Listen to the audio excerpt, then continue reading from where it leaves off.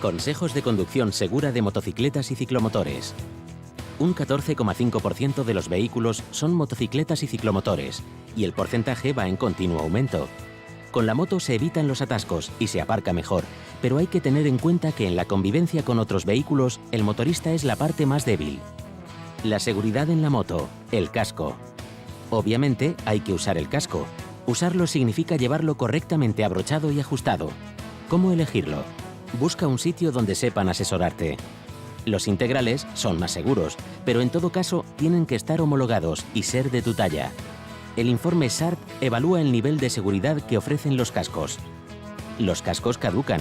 Su vida útil es de unos 5 años, pero tendrás que cambiarlo antes si recibe un impacto fuerte. Puede estar perfecto por fuera y deteriorado por dentro. La seguridad en la moto, la conducción. La fragilidad de la moto hace necesaria una doble anticipación ante cualquier imprevisto.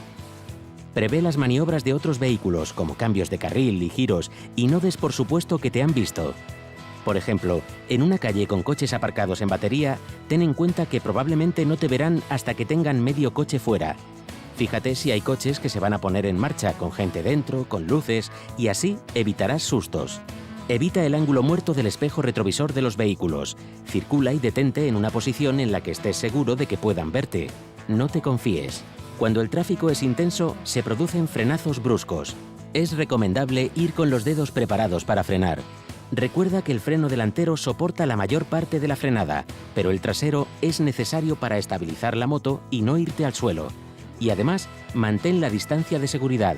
Aprende a leer las señales y no solo las de tráfico. Si hay obras en la calzada, es probable que el asfalto esté lleno de gravilla o tierra. Si llueve, la pintura del pavimento o las rejas metálicas resbalarán todavía más. Suaviza tus movimientos, no hagas maniobras bruscas.